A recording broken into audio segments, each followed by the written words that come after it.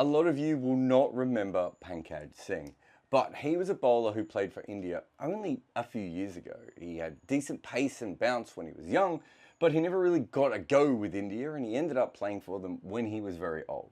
He played in a test match where Rohit Sharma took a wicket. Now, you might be wondering why I'm bringing up Rohit's off-spin. And it's because that Pankaj Singh played in that game and he took none for 179. A historically bad debut. He bowled and he pleaded and he fumbled in the field. He was just a broken man. He was searching for a wicket as hard as I've ever seen a test match bowler search, and he could not find one anywhere. And by the end of the innings, he didn't walk off with the team. He was so tired that he just walked off early on his own. And that's what he looked like, a test player completely and utterly apart from any of his teammates, just hoping that something was going to go his way. At the end of day one, which was not a good day for Pankaj Singh or anyone watching Pankaj Singh really, he bumped into Wisden editor Lawrence Booth in the elevator, and when he was asked about the really tough start to Test cricket he just said, that is cricket. We have had a lot of very bad debuts in our game. There's no doubt about it. But something just happened in the Australia-West Indies series that I think is worth mentioning. Brandon King might have had one of the worst debuts in Test cricket history. You want to swing wildly at the internet like you've got the new pill in your hand, but you keep getting dead battered. Find the movement you want with NordVPN. They are our protection against terrifying cyber threats and wide-batted geo-blocks. NordVPN will help you get through any rights restrictions so you can watch all the cricket you want. We aren't always happy the wickets were on. Sometimes we need a change. NordVPN can switch your virtual location so your IP address is ready to cash in. So if you need to get around the internet's rules, or I suppose in our case laws, select NordVPN. They can help you watch a game on a cheaper stream in another country. Give NordVPN the ball and let them penetrate all your vast internet issues. Because if you need a VPN, go Nord. Use nordvpn.com/Kimber to get a huge discount off your NordVPN plan plus 4 additional months for free. It's completely risk-free with Nord's 30-day money-back guarantee. You can also receive a 20GB daily data voucher. The link is in the show notes. Protect your computer like a big hitter is coming for you at nordvpn.com/KIMBER right now. You know, there's actually a really famous debut back more than 100 years ago, a guy called Fred Tate for England, who was essentially put into the side, and instantly it upset everyone because there was a guy called George Hurst who was really good. And they decided to drop George Hurst to bring in Fred Tate because it was going to be a wet wicket, and they wanted a wet wicket specialist ahead of their really good player. And so Fred Tate bowled fine. In fact, he exploited the conditions. He did exactly what the selectors wanted. That was not at all what the issue was. It was a low-scoring game because of the dampness and the gloom and all this sort of thing that was going on. And because of that, any missed chances caused a big issue. Like, for instance, when Joe Darling hit the ball up in the air to square leg and Fred Tate dropped him. Darling went on to add another 37 runs, which doesn't sound like a lot, but Australia only set England 124. So it was a big chunk of the final chase. But this game was an absolute classic, and it came down to the end. Australia took the 9th wicket and England needed 8 runs to win at that point. And guess who the number 11 was? Yeah, it was Fred Tate again. So he comes out to bat, he edges a 4 straight away, and then he goes out. They did not win. There is a story that is probably apocryphal that after that, Fred Tate got in the car with his son Morris, and he sort of mumbled to himself, one day Morris is going to come up and he's going to beat the Aussies for me. Morris Tate actually did go on to be a very good cricketer and did beat Australia quite a bit. Even if that story is absolutely not true, Fred Tate never played again. Slightly more modern than you have Simon Carrian, who played the last test of an Ashes not that long ago. England do have a very bad history with picking players for the last test of Ashes series, but that's a whole different video we'll have to get to for another time. Carrian was a left-arm finger spinner. He bowled 48 balls. They went for 53 runs. Despite the fact he had 364 first-class wickets, he was never seen again. 48 balls, that was enough for the England team. Should be pointed out that there are other spinners who've gone poorly in their first game. 45 overs, 7 meters, 150 for 1. That is the stats of Shane Warne in his first game. So you can be pretty good and still be pretty terrible on debut. In fact, Graham Gooch is another player who absolutely lives up to that. He made a duck in the first innings. He made a duck in the second innings. He faced 10 balls. In fact, in the entire game, he batted for 8 minutes on debut. And 20 years later, he was still playing for England. Compare that with his other English opener of the exact same era, mind you, Andy Lloyd. Andy Lloyd came out against the Great West Indies on debut, and he was 10 not out. He had faced 17 balls, but it was the 17th ball that was Andy Lloyd's issue, as it struck him in the jaw by Malcolm Marshall, and he ended up in hospital for pretty much the entirety of the test.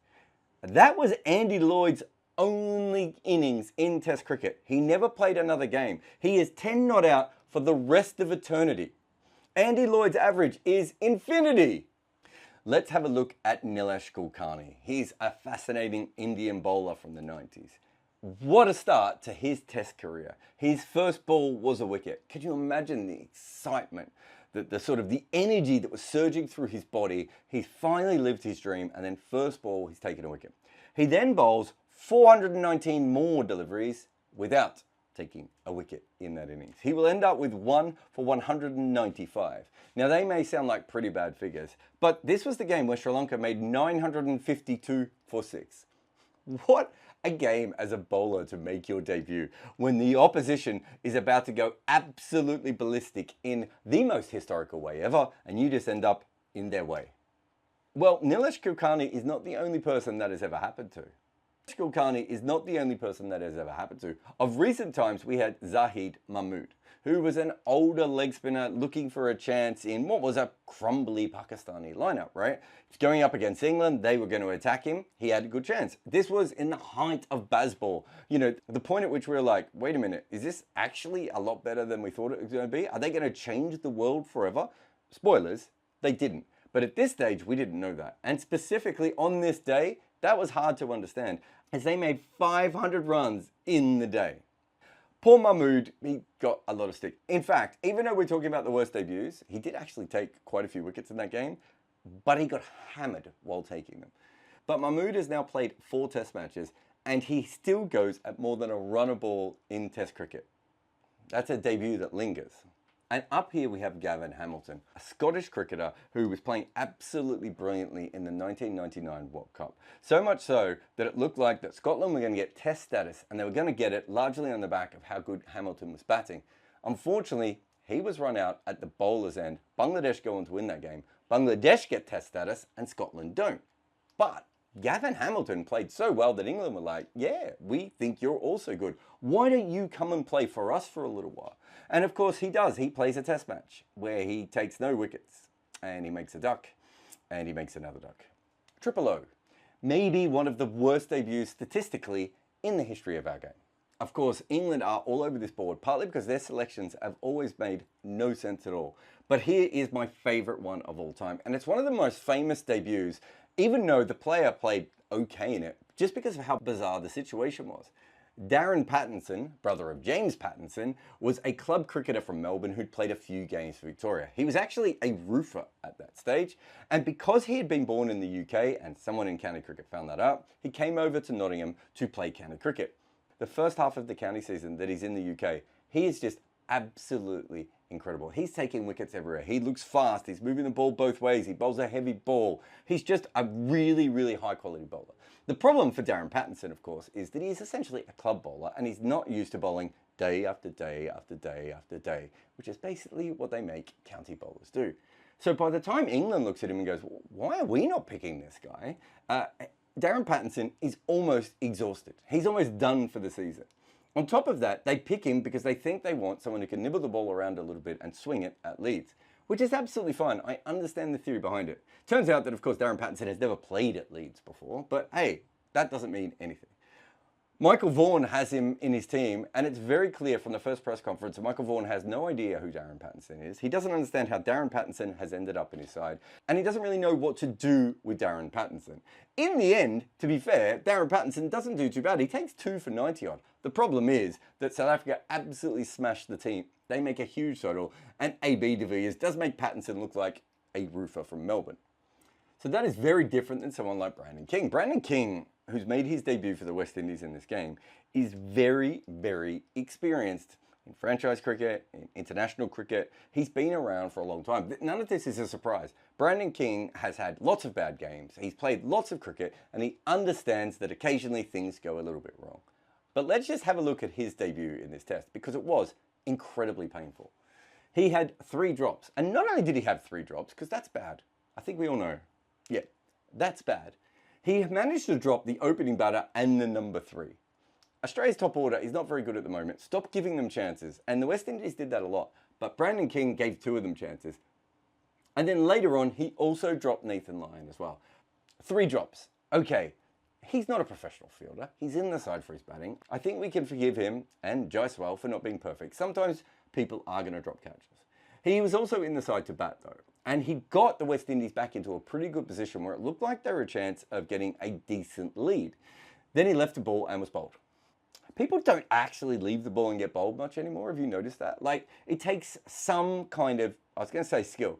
It takes some kind of confluence of events, I suppose, for someone to be out leaving the ball now. That's a very early 2000s, 1990 type way of being dismissed.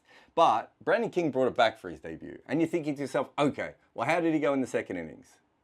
He made a golden duck in the second innings. They, again, were in a decent position. They'd lost a wicket. They needed Brandon King to come in and probably just settle the game down a little bit because Australia was getting back on top, and he faced 1 ball. It is, even within all this, one of the worst debuts in Test cricket history. But can I tell you what I think is the worst debut in Test cricket history? It is my friend, Australian cricketer, Bryce McGain. You need to know the whole story with Bryce McGain because it is really one of the more random things that has ever happened in cricket. Bryce McGain was not like a prodigy. No one thought he was going to play for Australia. In fact, in his 20s, he was playing second 11 cricket at times in Melbourne. He wasn't anywhere near playing for Australia. The thing is that even though people had told Bryce McGain that, he never really understood it. And so he kept pushing himself further and further to be the sort of person who would go on to play for Australia. He was also working in IT. So it's not as if he's on the verge of being picked for Australia. It's not as if he's being picked for Victoria. In fact, he plays for Victoria when he's about 29 and then he disappears again. But then in his mid to late 30s, Victoria pick him. Australia has no spinners. They had no, do you remember Cameron White played for Australia as a spinner? Marcus North played for Australia. They had no spinners. And so they were like, okay, this guy's old and he's clearly working in IT, but maybe he can play. So they start to get interested in him. And the first time that they were thinking about picking him, he played in the Shield final. And before the game, he had a callus on his finger. And because he wasn't a professional, a little bit like Darren Patson, didn't really understand anything. So he went to the ocean and he swam. And that opened up his callus completely. And of course, that meant that he couldn't spin the ball correctly in the Shield final. And so they picked another spinner, a guy called Bo Cassett. Then Australia is going to India. And again, they're like, we're going to have to pick this Bryce McGain. We know he's going to have to go up against the greatest of players of spin in the world, but we don't really have any other options, so we're going to pick him. So he goes off and he plays in his first warm-up game, and he injures his shoulder, and he is sent home. So Bryce McGain has had 2 opportunities to play for Australia, and neither of them have worked. That shoulder injury kind of never went away. And so Australia is still desperate for a spinner. They can't find anyone at all. But McGain's body just won't come back. Again, like Darren Patson, he never bowled this many overs before. He wasn't actually a professional athlete. And so it took a lot of work to get him close to being selected. But finally, Australia's going to South Africa. There's no other spinners. Marcus North is going to play as the spinner. And so they select Bryce McGain to go on that tour. And he misses the first flight and eventually has to catch up with the team later on. So that's 3 times they've selected him, and all 3 different times something has fallen apart. But eventually he gets to South Africa and he plays in the warm-up games, and it is absolutely positively clear that his shoulder has not healed and he should not be playing in Test cricket. So he's not going to play on that series. They're going to wait. Hopefully he'll be fit again when they get to England for the Ashes afterwards, and they'll try him out there. But the next problem is that Marcus North actually gets sick, and because of that, Bryce McGain gets picked to play for Australia. Now he's playing in a test match against South Africa, knowing that his arm isn't right. In fact, he can feel it as he's coming in. He just knows he doesn't have what he needs within his arm to be able to bowl correctly. And do you know who else knew that? The entire South African team. They'd already been told by their A team that this guy is not ready to be bowling.